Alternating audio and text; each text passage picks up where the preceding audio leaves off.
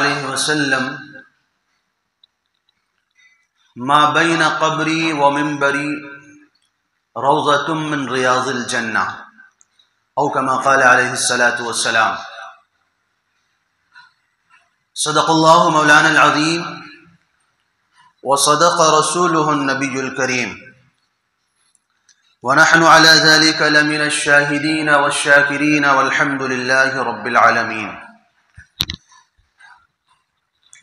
اللهم صل على سيدنا محمد وعلى آل سيدنا محمد وبارك وسلم۔ اللهم صل على سيدنا محمد وعلى آل سيدنا محمد وبارك وسلم۔ اللهم صل على سيدنا محمد وعلى آل سيدنا محمد وبارك وسلم۔ لائق صد احترام بزرگوں، عزیز ساتھیوں اور دوستوں،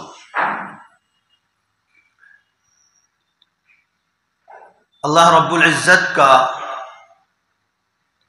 بے پناہ احسان اور کرم ہے کہ اس نے سرور کائنات، فخر دو عالم، امام الانبیاء والمرسلین جناب محمد صلی اللہ علیہ وسلم جیسا رسول ہمیں عطا فرمایا۔ آپ کے وجود سے اس امت کو عظمت ملی، آپ کی آمد سے اس امت کو مقام ملا، مرتبہ ملا۔ خود آپ کے جو ذاتی کمالات ہیں ان سے صرف نظر کرتے ہوئے آج کی مجلس میں ان چیزوں کی عظمت کو بیان کیا جائے گا جن چیزوں کی نسبت آپ کے ساتھ ہو گئی۔ کسی چیز کے مقام اور مرتبے کو جاننے کے لیے دو طریقے ہوتے ہیں۔ ایک یہ ہے کہ آپ اسی چیز کی عظمت، اس کے مقام، اس کی خوبیاں، اس کے کمالات کو دیکھیں، جانیں، پہچانیں۔ اور دوسرا طریقہ یہ ہوتا ہے کہ آپ اس چیز کی عظمت کو نہ دیکھ کر کے بلکہ اس سے جو متعلق چیزیں ہیں، جن چیزوں کی نسبت اس کے ساتھ ہو گئی ہے، جن چیزوں کا تعلق اس کے ساتھ ہو گیا ہے، ان چیزوں کے مقام اور مرتبے کو دیکھ کر کے اس چیز کی عظمت کا اندازہ لگائیں۔ تو آج کی اس مجلس میں آپ کے سامنے ہم یہ دوسرا طریقہ ہی اپنائیں گے کہ رسول اللہ صلی اللہ علیہ وسلم کے مقام اور مرتبے کا اندازہ آپ کی ذات سے نہیں بلکہ آپ سے جن چیزوں کا تعلق تھا ان چیزوں کی عظمت سے لگائیں گے۔ اللہ تبارک و تعالیٰ نے آپ کی شخصیت کو ایسا باکمال بنایا ہے کہ جس چیز کا بھی تعلق، جس چیز کی نسبت، جس چیز کا انتساب آپ کی ذات سے ہو گیا، وہ چیز زمانے میں معظم اور محترم ہو گئی۔ چنانچہ جس زمانے میں آپ آئے وہ زمانہ تمام زمانوں سے افضل ہے۔ جس شہر میں آپ آئے وہ شہر تمام شہروں سے افضل ہے۔ جس گھر میں آپ پیدا ہوئے وہ گھر تمام گھروں سے افضل ہے۔ جس گود میں آپ آئے وہ گود تمام گودوں سے افضل ہے۔ جس جانور پر آپ نے سواری کی وہ سواری تمام سواریوں سے افضل ہے۔ یہ سارا مقام اور مرتبہ جو ہے وہ آپ کی ذات کی وجہ سے ان چیزوں کو ملا ہے۔ قرآن مجید کی جو آیت میں نے آپ کے سامنے تلاوت کیا ہے، اس آیت کے اندر اللہ تعالیٰ نے اپنے عظیم احسان کا تذکرہ فرمایا ہے۔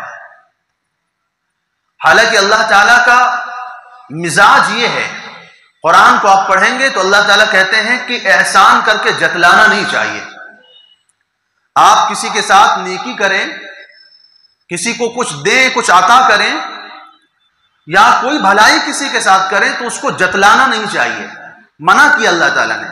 یا ایھا الذین آمنوا لا تبطلوا صدقاتکم بالمن والأذى، ایمان والو اپنے صدقات کو احسان جتلا کر کے برباد مت کرو۔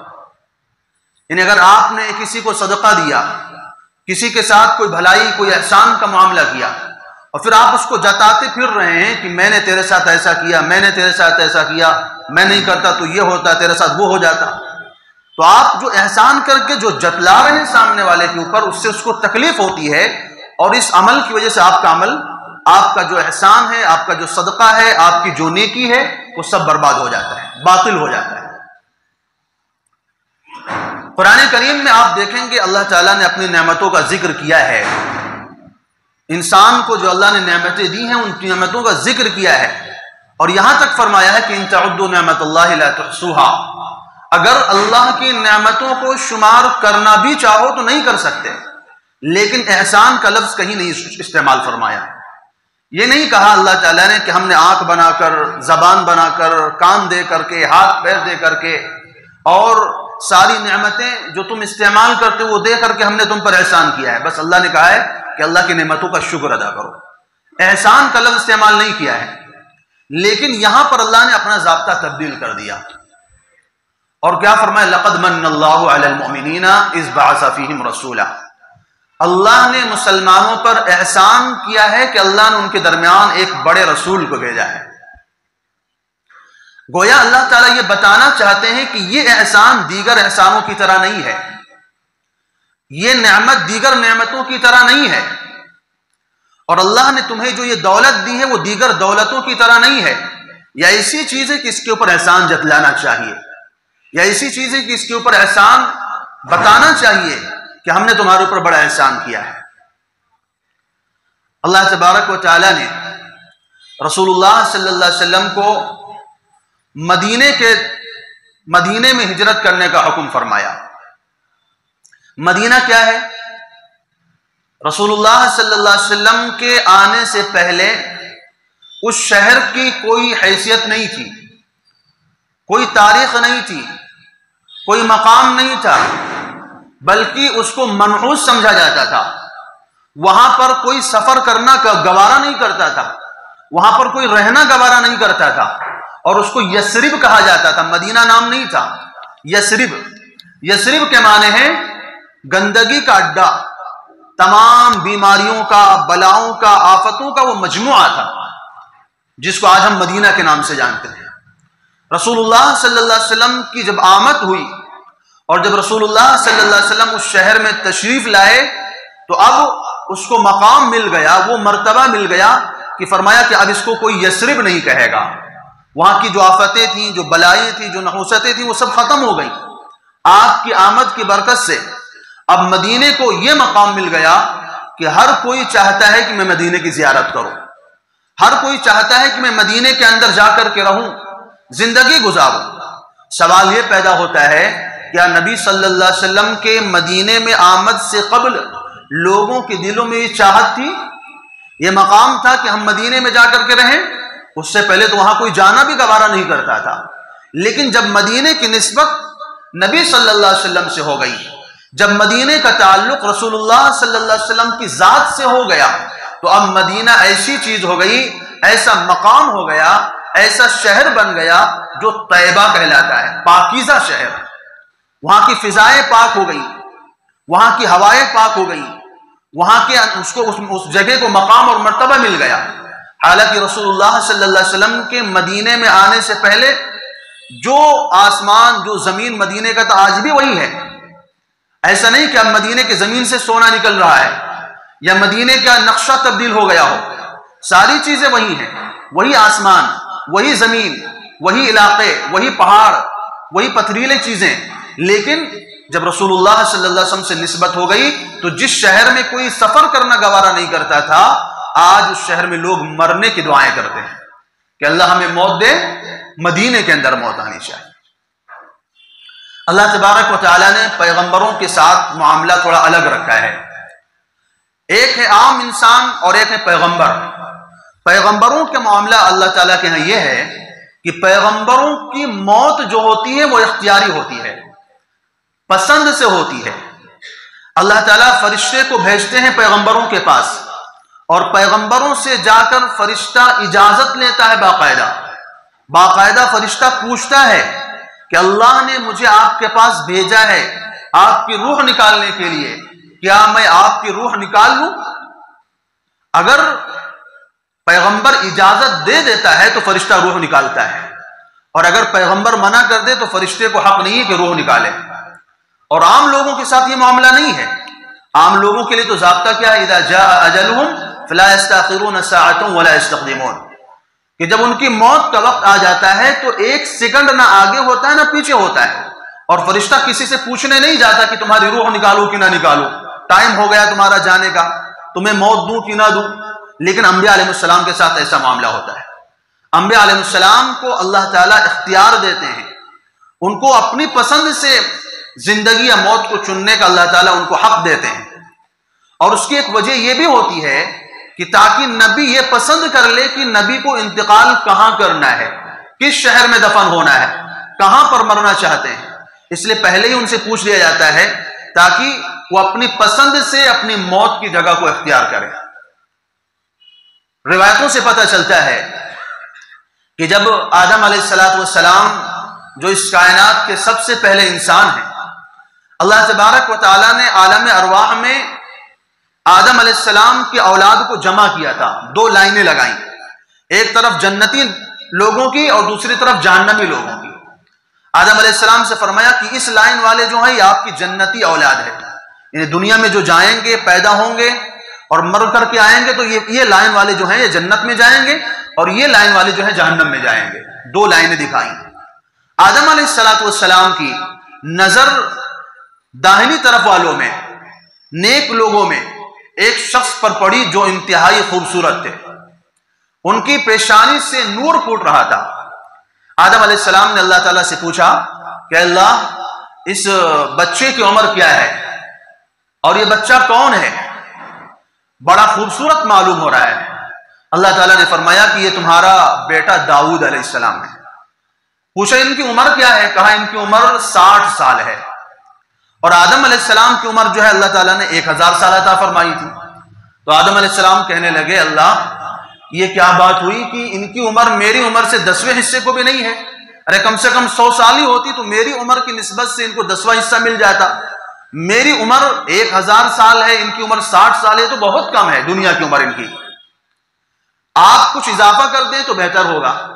تو اللہ تعالیٰ نے فرمایا ہم نے تو طے کر دیا ہے کہ ان کی عمر 60 سال رہے گی، لیکن اگر آپ چاہتے ہیں کہ ان کی عمر میں اضافہ کر دیا جائے، اگر آپ کو یہ پسند ہے تو ایسا کیجئے، آپ کی جو 1000 سال کی عمر ہے اس میں سے آپ 40 سال ان کو دے دیجئے، ان کی 100 سال ہو جائے گی۔ آدم علیہ السلام نے کہا ٹھیک ہے، آپ ان کو میری عمر میں سے 40 سال دے دیجئے تاکہ ان کی عمر 100 سال ہو جائے۔ اب یہ بات ہو گئی عالم ارواح کی۔ عالم ارواح سے آدم علیہ السلام دنیا میں آئے، زندگی گزارے۔ جب 960 سال مکمل ہو گئے تو فرشتہ آ گیا، آدم علیہ السلام کو آ کر کے سلام کیا اور کہنے لگا کہ آدم، آپ کی جو مدت تھی دنیا کی وہ پوری ہو گئی ہے، اب آپ کو دنیا سے جانا ہے اور میں آپ کی روح نکالنے کے لیے آیا ہوں۔ آدم علیہ السلام کہنے لگے یہ کیا بات ہوئی؟ میری عمر تو 1000 سال تھی، ابھی 40 سال باقی ہے، 40 سال ایڈوانس آ گیا ہماری روح نکالنے کے لیے۔ تو فرشتے نے کہا مجھے کیا معلوم کیا ہے آپ کی عمر، مجھے تو اللہ نے حکم دیا ہے کہ جاؤ آدم علیہ السلام کی روح لے کر کے آؤ، میں اللہ کے حکم سے آیا ہوں۔ اب آپ کہہ رہے ہیں کہ میری عمر 40 سال باقی ہے، تو یہ بات بھی اللہ تعالیٰ سے پوچھ لیتے ہیں کہ اللہ تعالیٰ نے 40 سال پہلے کیوں بھیج دیا؟ جب فرشتہ اللہ تعالیٰ کے پاس گیا تو آدم علیہ السلام کی بات کا ذکر کیا۔ آدم علیہ السلام کے بارے میں جب اللہ تعالیٰ کے سامنے فرشتے نے بتایا کہ وہ تو کہہ رہے ہیں کہ میری عمر ابھی 40 سال باقی، پہلے ہی آپ آ گئے، تو اللہ تعالیٰ نے کہا کہ بے شک آدم صحیح کہہ رہے ہیں، ان کی عمر 1000 سال تھی، لیکن چونکہ انہوں نے عالم ارواح میں حضرت داؤد علیہ السلام کو 40 سال اپنی عمر میں سے دے دیے تھے، اس لیے آدم بھول گئے ہیں، ان کو یاد نہیں ہے، جا کر کے ان کو یاد دلاؤ۔ رسول اللہ صلی اللہ علیہ وسلم فرماتے ہیں کہ نسی آدم فنسی بنو ہو، جیسے آدم کو بھولنے کی عادت تھی ایسے اولاد میں بھولنے کی عادت آ گئی، یہ کہہ کر کے آدمی بھول جاتا ہے۔ چنانچہ کیا ہوا؟ اب فرشتہ آ کر کے بتایا کہ آپ کی عمر اصل میں 1000 سال تھی، لیکن آپ نے چونکہ حضرت داؤد علیہ السلام کو 40 سال دے دیے ہیں، اس لیے آپ کی عمر 960 سال رہ گئی۔ اب اس کے آگے حدیث میں اس کا ذکر نہیں آتا ہے کہ آگے کیا ہوا، لیکن ایک جگہ ایک عالم صاحب فرماتے ہیں کہ اللہ تعالیٰ نے آدم علیہ السلام کی خواہش کا احترام کرتے ہوئے ان کی عمر کو 1000 سال مکمل ہونے دیا، اور داؤد علیہ السلام کی عمر میں سے 40 سال کم نہیں کیا۔ گویا کہ داؤد علیہ السلام کو بھی 100 سال کی عمر ملی اور آدم علیہ السلام کو 1000 سال کی۔ تو یہ واقعہ سنانے کا مقصد یہ کہ فرشتہ آ کر کے پوچھ رہا ہے آدم علیہ السلام سے، اور ان سے پوچھ رہا ہے کہ اگر آپ اجازت دیتے ہیں تو روح آپ کی نکالتے ہیں، اگر آپ اجازت نہیں دیتے ہیں تو آپ کی روح نہیں نکالیں گے۔ موسیٰ علیہ السلام کا واقعہ بھی مشہور ہوگا، آپ نے سنا ہے کہ جب موسیٰ علیہ السلام کے پاس ملک الموت آئے اور ان کی موت کا وقت قریب آیا تو ملک الموت نے آ کر کے سلام کیا، السلام علیک یا کلیم اللہ، یا موسیٰ کلیم اللہ، آپ پر سلامتی ہو اے موسیٰ علیہ السلام۔ تو موسیٰ علیہ السلام نے پوچھا آپ کون ہیں؟ انت ملک الموت، آپ موت کے فرشتے ہیں؟ انہوں نے کہا ہاں میں موت کا فرشتہ ہوں۔ کس لیے آئے ہیں؟ تو فرشتے نے کہا کہ آپ تو جانتے ہیں کہ ہم کس لیے آتے ہیں، ہمارے آنے کا مقصد تو ایک ہی ہوتا ہے، اللہ نے جس سخت کام کے ساتھ مجھے لگایا ہوا ہے مجھے وہی کام ہوتا ہے۔ تو موسیٰ علیہ السلام نے کہا اچھا تو تم میری جان نکالنے کے لیے آئے ہو، مجھے مارنے کے لیے آئے ہو، ذرا قریب آؤ۔ فرشتہ جب قریب آیا موسیٰ علیہ السلام نے ایک تماچا زور سے لگایا، اور اتنی زور سے تماچا لگا کہ ملک الموت کی آنکھ پھوٹ گئی، فرشتے کی آنکھ پھوٹ گئی۔ حدیث بیان کرتی ہے فرشتہ گھبرا گیا، پریشان ہو گیا کہ اللہ یہ کس کے پاس آپ بھیج دیے؟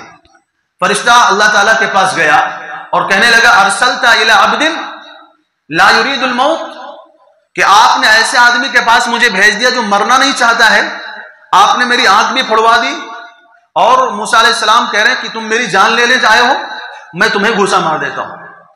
قرآن مجید میں ذکر ملتا ہے کہ جب موسیٰ علیہ السلام کے قوم کا ایک آدمی فرعون کے قوم والے کے ساتھ جھگڑا کر رہا تھا، تو موسیٰ علیہ السلام کی قوم کے آدمی نے موسیٰ علیہ السلام سے مدد مانگی، تو فَوَكَزَهُ مُوسَىٰ فَقَضَىٰ عَلَيْهِ، ایک گھوسا مارا تو اس کا کام ختم ہو گیا۔ قرآن بتاتا ہے۔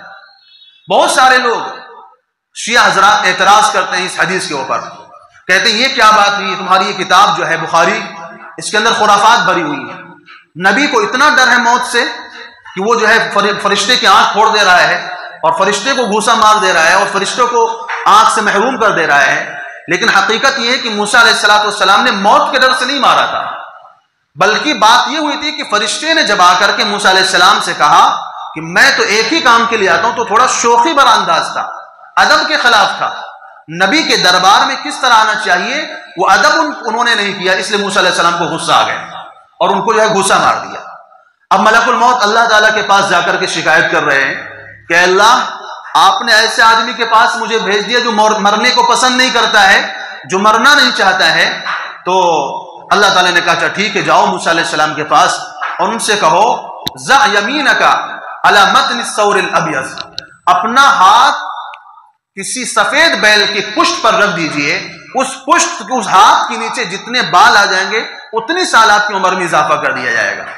اب ملک الموت وہاں سے نکلے، انہوں نے سوچا چلو اچھا ہو گیا، ایک خوشی کی خبر مل گئی موسیٰ علیہ السلام کو، اور موسیٰ علیہ السلام اب خوش ہو جائیں گے اور میرے آنکھ پر دست شفا پھیر دیں گے تو میری آنکھ بھی اچھی ہو جائے گی۔ اب ملک الموت واپس آئے اور پھر آ کر کے انہوں نے سلام کیا، السلام علیک یا موسیٰ کلیم اللہ۔ تو موسیٰ علیہ السلام نے جواب دیا اور فرمایا کہ ملک الموت ہو؟ کہا جی ہاں ملک الموت ہوں۔ تم پھر آئے؟ انہوں نے کہا جی ہاں، لیکن اس بار خوشخبری کے ساتھ آیا ہوں، اس بار میں کیا ہوں؟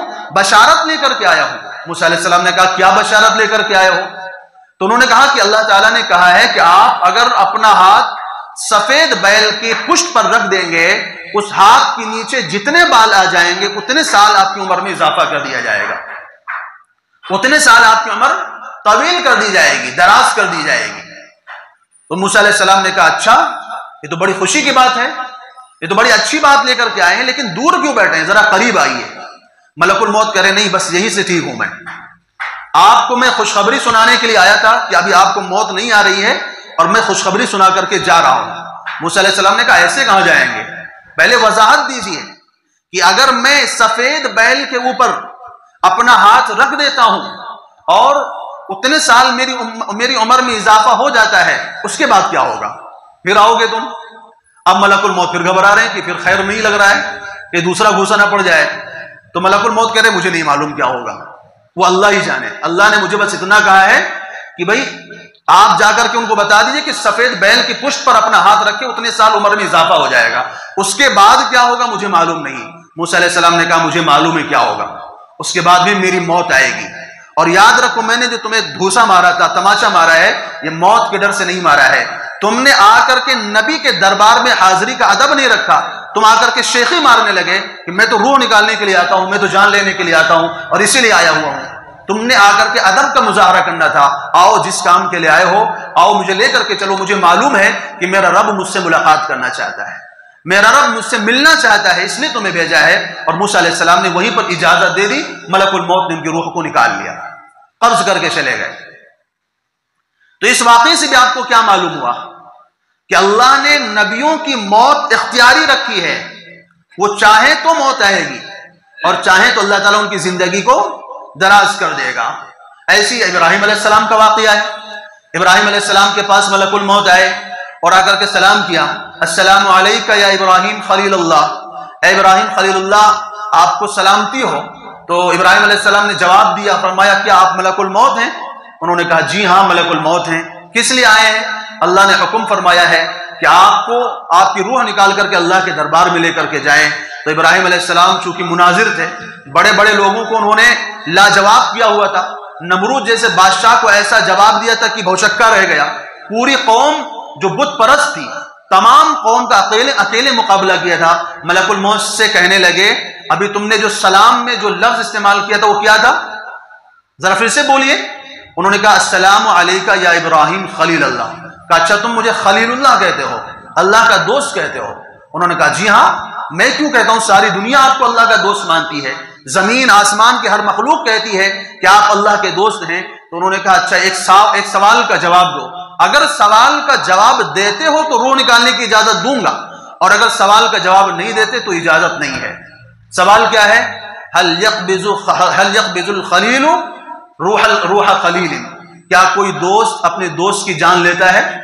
تم ایک طرف مجھے کہہ رہے ہو کہ میں اللہ کا دوست ہوں اور دوسری طرف کہہ رہے ہو کہ تم میری جان لینے کے لیے آئے ہو، مجھے مارنے کے لیے آئے ہو، تو ذرا میرے سوال کا جواب دو، کیا کوئی دوست اپنی دوست کی جان لیتا ہے؟ کیا کوئی دوست اپنے دوست کو ختم کرتا ہے؟ اب ملک الموت لاجواب ہو گئے کہ میں کیا جواب دوں، اللہ نے مجھے حکم دیا تھا کہ میں جا کر کے ان کی جان نکال کر کے لاؤں، یا یہ خود مجھ سے مناظرے کرنے پر آ گئے، مجھ سے سوال ہو رہے ہیں۔ ملک الموت اللہ کے دربار میں گئے اور اللہ کے دربار میں جا کر کے بتایا کہ ابراہیم علیہ السلام تو مناظرے کی موڈ میں بیٹھے ہوئے ہیں، وہ تو کہہ رہے ہیں کہ بتاؤ کیا کوئی دوست اپنے دوست کی جان نکالتا ہے، اب میں کیا جواب دوں؟ اللہ تعالیٰ نے کہا تمہیں پریشان ہونے کی ضرورت نہیں ہے، تم ابراہیم کو نہیں جانتے ہو، میں اس کو جانتا ہوں، تم جاؤ ان سے ایک سوال کرو اور اسی سوال میں تمہارے سوال کا جواب ہو جائے گا، کہ جاؤ ان سے پوچھو کہ هل يكره الخلیل لقاء الخلیل، کہ جاؤ ان سے کہو کیا کوئی دوست اپنے دوست سے ملنا ناپسند کرتا ہے؟ اب ملک الموت واپس آئے، ابراہیم علیہ السلام نے دیکھا کہ ملک الموت آ چکے ہیں، پوچھا کس لیے آئے ہو؟ تو انہوں نے کہا کہ میں پہلے ہی مقصد کے لیے آیا ہوں جس کام کے لیے پہلے آیا تھا۔ تو ابراہیم علیہ السلام فرمانے لگے میرے سوال کا جواب لائے؟ انہوں نے کہا جی ہاں سوال کا جواب تو لائے ہیں، لیکن سوال میں بھی سوال ہے اور اسی سوال میں آپ کے سوال کا جواب ہے۔ انہوں نے کہا کیا سوال لے کر کے آئے ہیں؟ انہوں نے کہا کہ اللہ تعالیٰ نے فرمایا ہے کہ هل يكره الخلیل لقاء الخلیل، آپ نے سوال کیا تھا کہ هل يقبض الخلیل روح خلیل، کیا کوئی دوست اپنی دوست کی جان لیتا ہے؟ اب اللہ تعالیٰ پوچھ رہے ہیں کہ جاؤ آدم سے کہہ دو کیا کوئی دوست اپنے دوست سے ملاقات سے بھاگتا ہے، دور بھاگتا ہے؟ ابراہیم علیہ السلام نے کہا واقعی مجھے معلوم ہو گیا ہے کہ اللہ مجھے اپنے پاس بلانا چاہتے ہیں، اپنے پاس ہمیں جو ہے پسند کر لیے ہیں اور مجھ سے ملاقات کرنا چاہتے ہیں، اس لیے آپ میری روح نکالو اور مجھے لے چلو۔ تو یہ تین واقعات میں نے آپ کے سامنے رکھے، اس سے یہ پتہ چلتا ہے کہ انبیاء علیہ السلام کا جو معاملہ ہوتا ہے وہ عام انسانوں کی طرح نہیں ہوتا ہے۔ انبیاء علیہ السلام کا معاملہ اختیاری ہوتا ہے، پہلے فرشتہ آتا ہے، اجازت لیتا ہے، پوچھتا ہے، اور پوچھنے کے بعد اگر اجازت مل جاتی ہے تو روح نکالتا ہے، ورنہ واپس چلا جاتا ہے۔ تو بات یہ چل رہی تھی کہ رسول اللہ صلی اللہ علیہ وسلم سے جن چیزوں کی نسبت ہو گئی ان چیزوں کو مقام مل گیا، مرتبہ مل گیا۔ اب رسول اللہ صلی اللہ علیہ وسلم کی جو موت آئی ہوگی، ظاہر سی بات وہاں پر بھی اسی طرح کا معاملہ ہوا، اور رسول اللہ صلی اللہ علیہ وسلم سے پوچھا گیا کہ آپ کیا اللہ کے پاس جانا چاہتے ہیں کہ نہیں جانا چاہتے؟ تو اللہ کے نبی نے مدینے کے اندر مرنے کو پسند کیا، اس سے پتہ یہ چلا کہ مدینہ میں موت آنا یہ نبی کے اختیار کی بات ہے. مدینے کے اندر موت آنا یہ نبی کی پسند ہے، یہ نبی کی چاہت ہے. نبی نے چاہا ہے کہ مدینے میں موت آئے، اس لیے مدینے کے اندر آپ کی موت آئی ہے. اور جب آپ مدینے کے اندر قیامت تک کے لیے پناہ آپ جو ہے آرام فرما ہے، تو اب مدینے کا جو مقام ہے، مدینے کا جو مرتبہ ہے، وہ کائنات کے اندر تمام چیزوں سے افضل ہے. چنانچہ علماء، محدثین اور صحابہ کا یہ عقیدہ ہے کہ رسول اللہ صلی اللہ علیہ وسلم کی ذات اقدس سے، آپ کے جسم مبارک سے زمین کا جو حصہ ملا ہوا ہے، زمین کا جو ٹکڑا ملا ہوا ہے، وہ کائنات کے اندر تمام چیزوں سے افضل ہے. کعبہ سے بھی افضل ہے، مکہ سے بھی افضل ہے، جنت سے بھی افضل ہے، عرش سے بھی افضل ہے. وجہ کیا ہے کہ اس مقام کو، اس جگہ کو، اس ٹکڑے کو زمین کے رسول اللہ صلی اللہ علیہ وسلم کے جسد اطہر کے ساتھ، جسم کے ساتھ جو ہے اتصال حاصل ہے. اور کائنات میں رسول اللہ صلی اللہ علیہ وسلم کے جیسا مقام کسی کا نہیں ہے. تو جس چیز کی نسبت رسول اللہ صلی اللہ علیہ وسلم سے ہے، اس کے برابر بھی کوئی چیز کائنات میں کوئی مقام نہیں رکھتی ہے. تو بات یہ چل رہی تھی کہ رسول اللہ صلی اللہ علیہ وسلم جب تک مدینہ نہیں آئے تھے، مدینے کو کوئی حیثیت حاصل نہیں تھی. حالانکہ مدینے کے اندر اس سے پہلے بھی مسلمان دفن تھے، مدینے کے اندر اس سے پہلے بھی مسلمان رہتے تھے، ایمان والے گزرے مدینے کے اندر. لیکن پہلے نہ کوئی مدینے میں مرنا پسند کرتا تھا، نہ جانا پسند کرتا تھا، نہ رہنا پسند کرتا تھا. اور آج آپ کسی مسلمان سے پوچھیں گے کہ تم کہاں مرنا چاہتے ہو، تو مسلمان کیا کہے گا کہ میرا دل چاہتا ہے کہ مدینے میں میری موت آئے. کیونکہ رسول اللہ صلی اللہ علیہ وسلم نے فرمایا ہے، رسول اللہ صلی اللہ علیہ وسلم نے ارشاد فرمایا ہے کہ من استطاع ان يموت بالمدینہ فلیمت بها، کہ اگر جس سے ہو سکے مدینے میں موت آئے تو اس کو چاہیے کہ مدینے میں مرنا چاہیے. اگر ممکن ہو، اگر ہو سکے کہ تمہاری موت کہاں آئے اور تم چاہتے ہو، پسند کرتے ہو کہ موت کہاں آئے، تو تمہیں کوشش کرنا چاہیے کہ مدینے میں جا کر کے تمہارا انتقال ہو. کیوں؟ کیونکہ من مات فیہا اشفع لہ یوم القیامہ، جو مدینے میں مرے گا قیامت کے دن میں اس کو سفارش کر کے جنت میں لے کے جاؤں گا. اس لیے ہمارے بہت سارے علماء کا، اکابرین کا یہ معمول رہا ہے کہ زندگی کے آخری سالوں کے اندر، زندگی کے آخری گھڑیوں کے اندر مدینے چلے گئے ہیں اور وہیں جا کر کے مرنا پسند کیا ہے.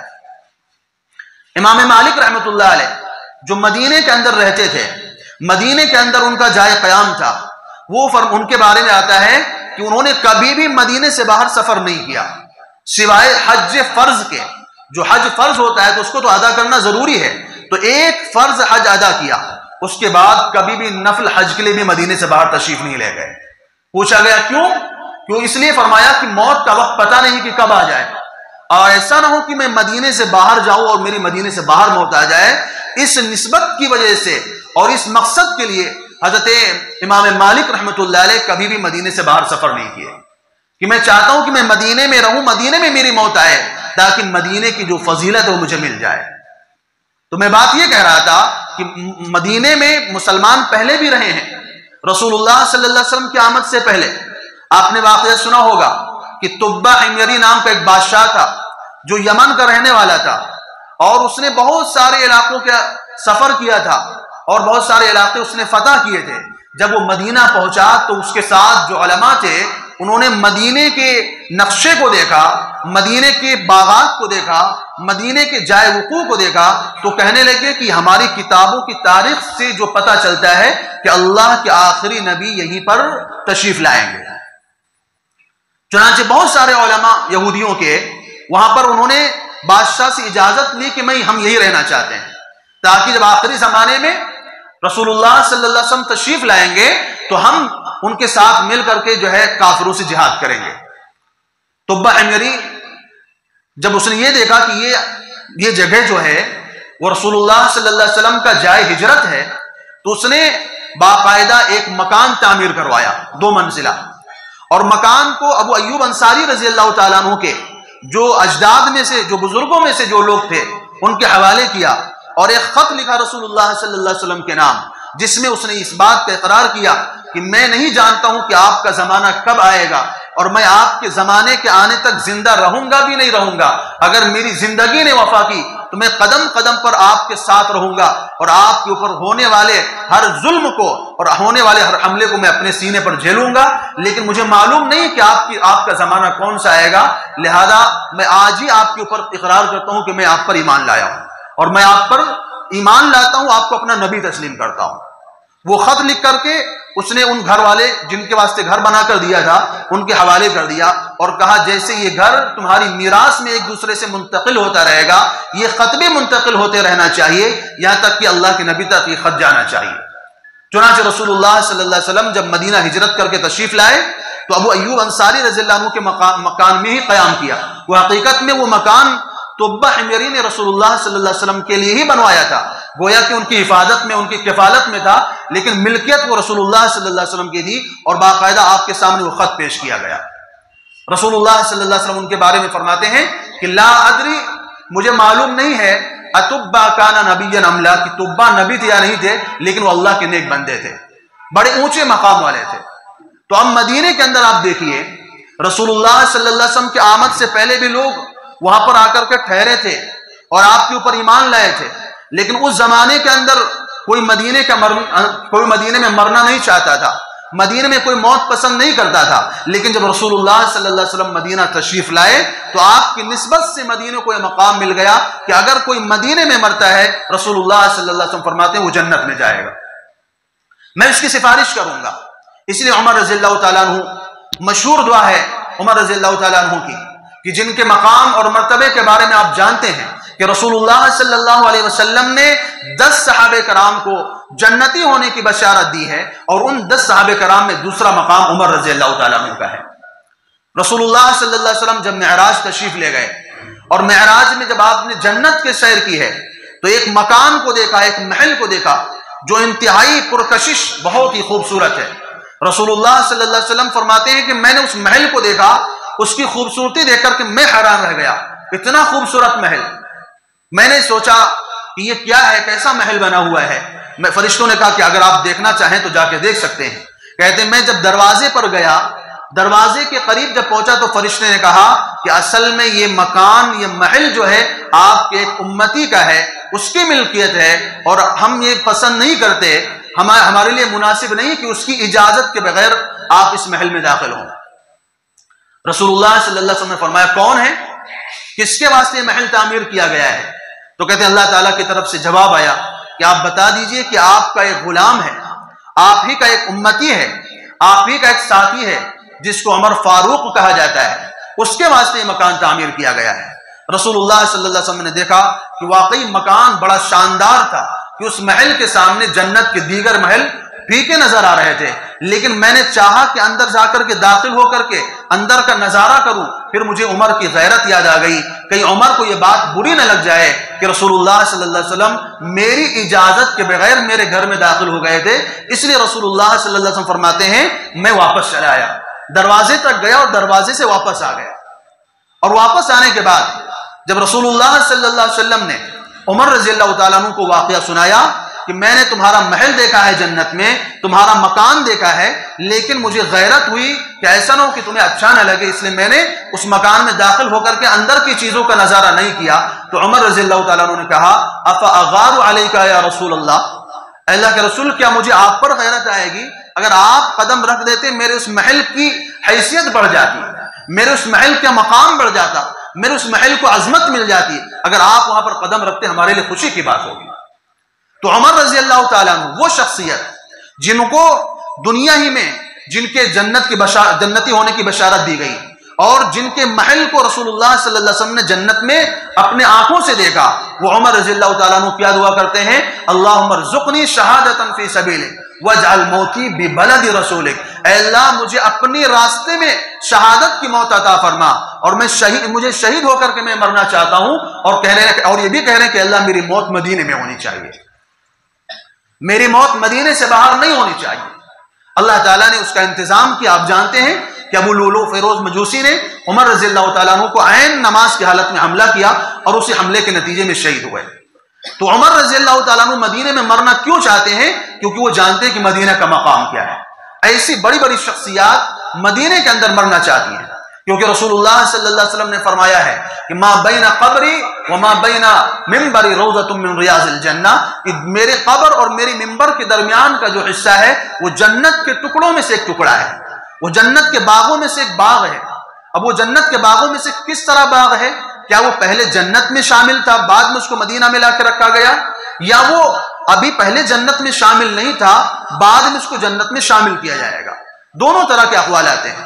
بعض حضرات فرماتے ہیں کہ وہ مکان کے اعتبار سے جنت ہے، کہ اللہ تعالیٰ نے جب زمین کو پھیلایا ہے تو کہتے ہیں ایک بلبلے کی شکل میں زمین پانی کے اوپر ابھری تھی، پھر اللہ تعالیٰ نے اسی سے پوری زمین کو پھیلا کر کے بڑا کیا ہے۔ لیکن کہتے ہیں وہ جگہ جہاں پر رسول اللہ صلی اللہ علیہ وسلم کا ممبر اور جو گھر کا جو حصہ ہے وہ حصہ خالی تھا، اللہ تعالیٰ نے جنت سے ایک ٹکڑا لا کر کے اس جگہ پر رکھا۔ تو گویا کہ پہلے وہ حصہ جنت کا تھا، بعد میں اللہ تعالیٰ نے اس کو جو ہے زمین میں اس کا حصہ بنایا ہے، کیونکہ اس حصے کی زمین خالی تھی۔ یہ ایسا ہوگا کہ مکان کے اعتبار سے اس کو جنت کا ٹکڑا کہا گیا، کہ جیسے کوئی آدمی پہلے کوئی آفیسر ہوتا ہے، کوئی عہدے پر ہوتا ہے، بعد میں وہ ریٹائرڈ بھی ہو جاتا ہے، تب بھی اس کو اسی نام سے پکارا جاتا ہے، اسی نام سے اس کو یاد کیا جاتا ہے کہ ڈاکٹر صاحب ہیں، یہ انجینئر صاحب ہیں، حالانکہ وہ اپنے عہدے سے ریٹائر ہو گیا ہے، لیکن پھر بھی چونکہ پہلے تھا، پہلے جیسا تھا، اسی نسبت سے بعد میں بھی اسی نام سے پکارا جاتا ہے۔ یا فرماتے ہیں کہ ما یعول کے اعتبار سے وہ جنت کا ٹکڑا ہے۔ ما یعول کے اعتبار سے جنت کا ٹکڑا اس طرح ہے کہ پہلے تو وہ جنت میں شامل نہیں تھا، پہلے وہ زمین ہی کا حصہ تھا، لیکن رسول اللہ صلی اللہ علیہ وسلم کی قبر چونکہ وہاں پر بنی ہے، رسول اللہ صلی اللہ علیہ وسلم وہاں پر آرام فرما رہے ہیں، اس لیے اللہ تعالیٰ نے یہ فیصلہ کیا ہے کہ جس جگہ نبی نماز پڑھاتے تھے وہاں سے لے کر کے جو آپ کے حجرے کا درمیان کا حصہ ہے اس کو ہم جنت میں شامل کریں گے۔ کیونکہ روایتوں سے پتہ چلتا ہے جب قیامت آئے گی، قیامت کے آنے کے وقت پوری دنیا فنا ہو جائے گی، لیکن جس جگہ انبیاء علیہ السلام مدفون ہیں وہ حصے فنا نہیں ہوں گے، وہ حصے باقی رہیں گے، اور اللہ انبیاء علیہ السلام اسی حصوں سے نکل کر کے میدان محشر میں تشریف لائیں گے، اس لیے اس حصے کو جنت میں کل شامل کیا جائے گا۔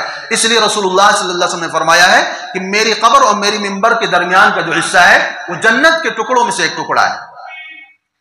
اب سوال یہ پیدا ہوتا ہے، زمین کے اندر بہت سارے ٹکڑے ہیں، بہت سارے حصے ہیں، لیکن کسی حصے کو یہ مقام حاصل نہیں ہے، کسی حصے کو یہ مرتبہ حاصل نہیں ہے کہ اس کو جنت کا ٹکڑا کہا گیا ہے، لیکن رسول اللہ صلی اللہ علیہ وسلم کی نسبت کی برکت سے اللہ کے رسول نے اس کو جنت کا ٹکڑا کہا ہے۔ بات شروع میں یہی سے چلی تھی کہ جس چیز کو نبی سے نسبت ہو گئی اس کو مقام مل گیا، اس کو مرتبہ مل گیا۔ اسی طرح ایک اور واقعہ آتا ہے کہ ایک مرتبہ رسول اللہ صلی اللہ علیہ وسلم گھر سے تشریف لائے، آپ کے اوپر ایک چادر تھی، بڑی خوبصورت چادر، انتہائی حسین و جمیل چادر۔ ایک تو آپ کا بدن خوبصورت، آپ حسن کے آفتاب اور مہتاب ہیں، دوسری طرف وہ چادر، تو ایک صحابی کہنے لگے اللہ کے رسول یہ چادر آپ کے اوپر بڑی اچھی لگ رہی ہے، مقصد یہ کہ کسی طرح اگر مجھے مل جائے تو خوش قسمتی کی بات ہو۔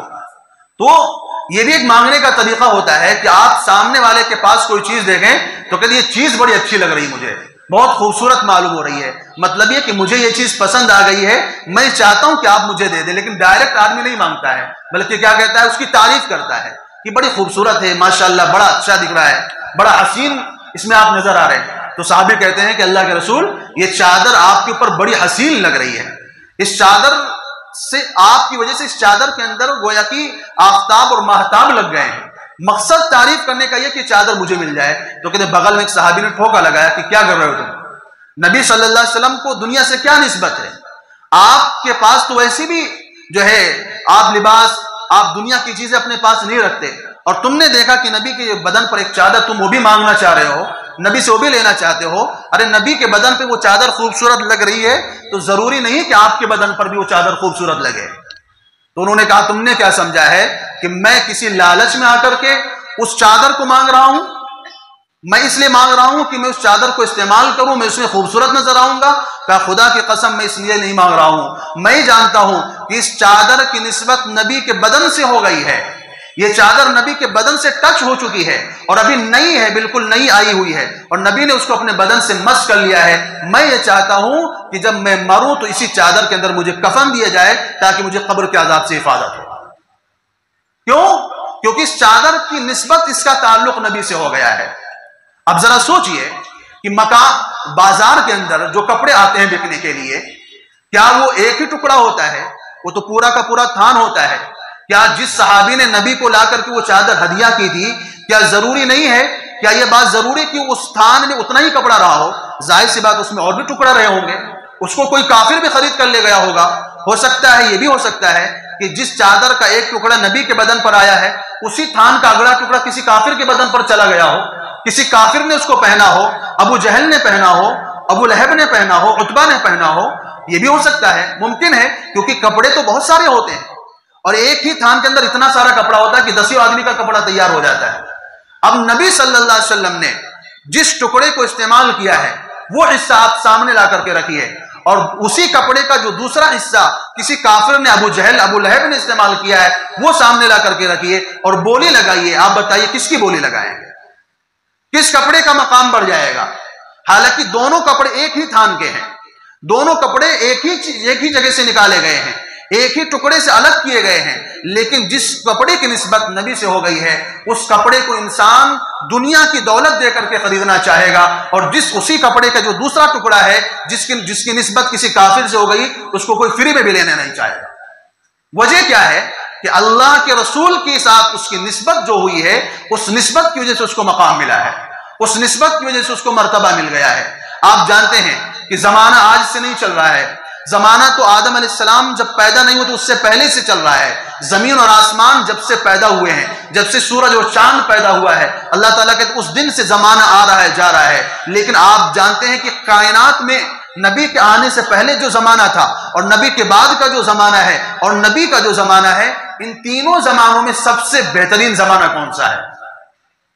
رسول اللہ صلی اللہ علیہ وسلم فرماتے ہیں خیر القرون قرنی ثم الذین یلونہم ثم الذین یلونہم، سب سے بہترین زمانہ میرا زمانہ ہے، اس کے بعد پھر ان لوگوں کا زمانہ ہے جنہوں نے مجھے دیکھا ہے، پھر اس کے بعد ان لوگوں کا زمانہ ہے جنہوں نے مجھے دیکھنے والوں کو دیکھا ہے۔ تو کائنات میں جو ادوار گزرے ہیں، جو سال گزرے ہیں، جو مہینے گزرے ہیں، ان تمام مہینوں میں، تمام سالوں میں، تمام زمانوں میں، تمام دنوں میں سب سے افضل ترین، سب سے معزز ترین، سب سے محترم ترین دن، سال، زمانے وہ ہیں جو رسول اللہ صلی اللہ علیہ وسلم کے زمانے میں آئے، جو رسول اللہ صلی اللہ علیہ وسلم کی زندگی میں آئے۔ اس کے بعد کن کا مقام ہے؟ ان لوگوں کا زمانے کا مقام ہے جنہوں نے نبی کو دیکھا ہے۔ اس کے بعد کن لوگوں کا مقام ہے؟ ان لوگوں کے زمانے کا مقام ہے جنہوں نے نبی کو دیکھنے والوں کو دیکھا ہے۔ تو اس زمانے کو جو عظمت ملی ہے، اس زمانے کو جو مقام ملا ہے، اس سال کو، ان دنوں کو جو رسول اللہ صلی اللہ علیہ وسلم نے فرمایا ہے یہ سب سے افضل ترین دن ہے، وہ کس وجہ سے ملا ہے؟ رسول اللہ صلی اللہ علیہ وسلم سے نسبت کی وجہ سے ملا ہے۔ تو میں نے شروع میں یہ بات کہا تھا کہ اللہ کے رسول صلی اللہ علیہ وسلم کی جو ذاتی کمال ہے وہ تو الگ چیز ہے، جن چیزوں کی نسبت نبی سے ہو گئی ہے، جن چیزوں کا تعلق نبی سے ہو گیا ہے، ان چیزوں کی عظمت بڑھ گئی ہے۔ یہ کائنات میں ان چیزوں کی جیسی چیزیں نہیں ہیں۔ امیر معاویہ رضی اللہ تعالیٰ عنہ صحابی رسول ہیں، نبی صلی اللہ علیہ وسلم کے رشتہ دار ہیں، نبی صلی اللہ علیہ وسلم کی اہلیہ حضرت ام حبیبہ رضی اللہ تعالیٰ عنہ کے بھائی ہیں، گویا کہ سالے نبی کے۔ اور کہتے ہیں ان کو پتہ چلا کہ ایک صحابی کے پاس رسول اللہ صلی اللہ علیہ وسلم کی قمیص موجود ہے، نبی صلی اللہ علیہ وسلم کا کرتا موجود ہے۔ تو امیر معاویہ رضی اللہ تعالیٰ عنہ ان کے پاس پہنچ گئے اور کہنے لگے کہ میں آپ سے ایک قیمتی چیز خریدنا چاہتا ہوں۔ یہ نہیں بتایا کہ میں کیا لینا چاہتا ہوں، کہا میں ایک قیمتی چیز لینا چاہتا ہوں، اور آپ جتنی قیمت مانگے، جو آپ منہ سے نکال دیں گے، آپ کی منہ مانگے میں قیمت دینے کے لیے تیار ہوں، لیکن وہ قیمتی چیز مجھے مل جائے۔ اب وہ صحابی سمجھ گئے کہ ہو سکتا ہے انہوں نے کوئی اونٹ خریدنا ہوگا یا کوئی زمین لینا ہوگا۔ انہوں نے کہا مجھے 40,000 درہم چاہیے۔ امیر معاویہ رضی اللہ تعالیٰ عنہ نے کہا ٹھیک ہے، میں آپ کو 40,000 درہم دیتا ہوں، لیکن مجھے وہ کرتا میرے حوالے کیجئے جو آپ نے وعدہ کہ میں دوں گا، جو آپ نے نبی صلی اللہ علیہ وسلم کا کرتا اپنے پاس رکھا ہوا ہے، میں چاہتا ہوں کہ آپ مجھے وہ کرتا فروخت کر دیں۔ امیر معاویہ رضی اللہ تعالیٰ عنہ نے 40,000 درہم دے کر کے نبی کا وہ کرتا صحابی سے لیا، اور اس کے بعد کہنے لگے کہ جب میری موت آئے، جب میں دنیا سے جاؤں تو اسی کپڑے کے اندر مجھے لپیٹ کر کے دفن کیا جائے، کیونکہ میری اپنی کوئی اوقات نہیں ہے، میرا اپنا کوئی عمل نہیں ہے، میں نہیں جانتا ہوں کہ میرا پاس ایسا کوئی کام ہے۔ یہ کون بندہ کہہ رہا ہے جس نے اسلام کی حکومت 20 سال سے زیادہ زمانے تک سنبھالی ہے، اور 2/3 دنیا کے اوپر جنہوں نے اسلام کے جھنڈے کو پھہرایا ہے، جن کے زمانے کے اندر بہت ساری فتوحات حاصل ہوئی ہیں اور اسلام کو بہت ترقی حاصل ہوئی ہے، بڑا کام کیا انہوں نے۔ وہ صحابی کیا کہہ رہے ہیں کہ میں نہیں جانتا ہوں کہ میرے پاس کوئی عمل ایسا ہے، کوئی کام ایسا ہے کہ میری مغفرت ہو۔ میں یہ چاہتا ہوں کہ جس کپڑے کو نبی نے اپنے بدن کے ساتھ ٹچ کیا ہے، جو کپڑے کو نبی سے نسبت حاصل ہے، میں اس کپڑے میں دفن کیا جاؤں۔ مجھے اللہ سے یہ امید ہے، مجھے یقین ہے کہ اگر میں اس کپڑے میں دفن کیا جائے تو مجھے اللہ تعالیٰ عذاب نہیں دیں گے، میرے اوپر اللہ تعالیٰ کا عذاب نہیں آئے گا۔ تو یہ مقام ہوتا ہے، یہ چیز ہے کہ اللہ تبارک و تعالیٰ نے جن چیزوں کی نسبت نبی سے ہو گئی ہے ان چیزوں کو دنیا کے اندر بے مثال اور لاجواب کر دیا ہے۔ اس لیے شروع میں نے بات کہا تھا کہ اللہ تبارک و تعالیٰ کا بڑا احسان اور کرم ہے کہ رسول اللہ صلی اللہ علیہ وسلم سے ہماری نسبت ہے، نبی صلی اللہ علیہ وسلم سے ہمارا تعلق ہے، اور ہم آپ کی امتی ہیں۔ ہمارا اگر کوئی مقام اور دنیا کے اندر ہمارا کوئی مرتبہ ہے، ہماری کوئی حیثیت ہے، تو صرف اس وجہ سے ہے کہ رسول اللہ صلی اللہ علیہ وسلم سے ہمارا تعلق ہے، ہم آپ کی امتی کہلاتے ہیں۔ اللہ تبارک و تعالیٰ سے دعا ہے کہ اللہ تعالیٰ ہم سب